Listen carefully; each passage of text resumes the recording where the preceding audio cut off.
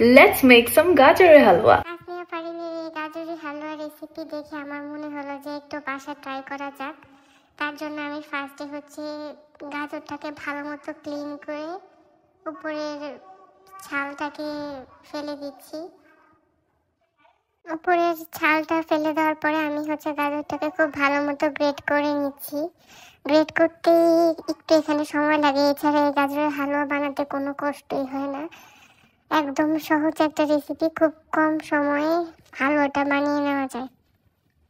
আপনারা চাইলে চিকচিক করেও কেটে নিতে পারেন। আমি গ্রেট করে নিয়েছিলাম, পরে হাত ব্যথা করছিল দেখে চিকচিক করে চিকন চিকন পাতলা করে কেটে নিয়েছি। পাতলা করে কাটা শেষ। এটা ভালো মতো পাতলা করে কাটা হয়েছে যাতে ভালো মতো সিদ্ধ হয়। এরপরে একটা প্যানে আমি দুধ নিয়ে নিয়েছিলাম, অলমোস্ট আধা কেজি থেকে একটু বেশি। আমার দুধটা আসলে গোল ছিল না, একটু একটু করে দেওয়া হয়েছে। এবং দুধের মধ্যে আমি তেজপাতা আর একটা এলাচ দিয়ে দিয়েছিলাম যাতে একটা ভালো স্মেল আসে।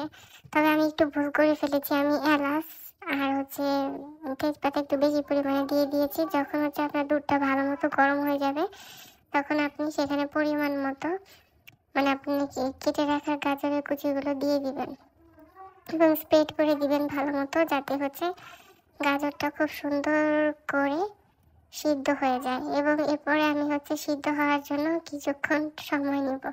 দেখেন তো গাজরটা দুধে দেওয়ার পরে কি সুন্দর একটা কালার আসছে, দেখতে খুবই সুন্দর লাগছে।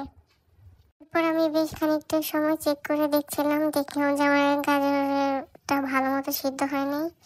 তো আমি লো আঁচে রেখেছিলাম, আপনাদের দেখানোর সুবিধার জন্য রাখলাম।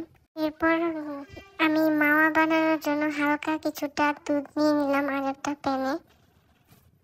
মাওয়াটা আপনার গাজরের হালুয়াটার টেস্ট আরও এনহ্যান্স করবে।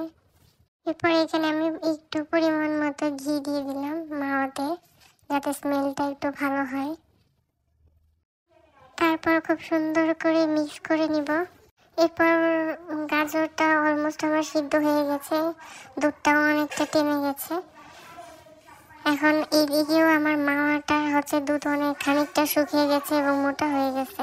এখানে আমি হালকা পরিমাণ মতো আপনার টেস্ট অনুযায়ী আপনি চিনি দিয়ে নেবেন। আমি পরিমাণ মতো চিনি দিয়ে নিয়েছি এবং এখন দুধটা টেনে নেওয়ার চেষ্টা করছি। এদিক দিয়ে আমার অলমোস্ট মাওয়া রেডি, ঘন হয়ে এরকম হয়ে গেছে কোয়ান্টিটিটা। গাজরের পরিমাণ মতো চিনি দেওয়ার পরে আমি চিনিটা দেখলাম যে চিনি আর একটু কম হয়েছে, তো আমি আবার একটু চিনি দিয়ে ভালো মতো মিক্স করে নিচ্ছি। চিনিটা যাতে একদম খুব ভালো মতো ডিজলভ হয়ে যায় গাজরের হালুয়ার মধ্যে।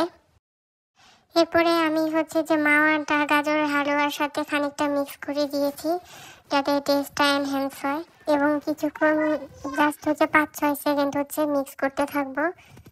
মিক্স করে তারপরে আমি প্লেটে সার্ভ করে নিচ্ছি। ট্রাস্ট মি, এটা খেতে এত মজা ছিল, এত মজা ছিল। আর এখন যেহেতু শীতকাল, গাজরের সিজন, আপনারা অনায়াসেই গাজর কম টাকায় পেয়ে যাবেন। ট্রাই করে দেখতে পারেন।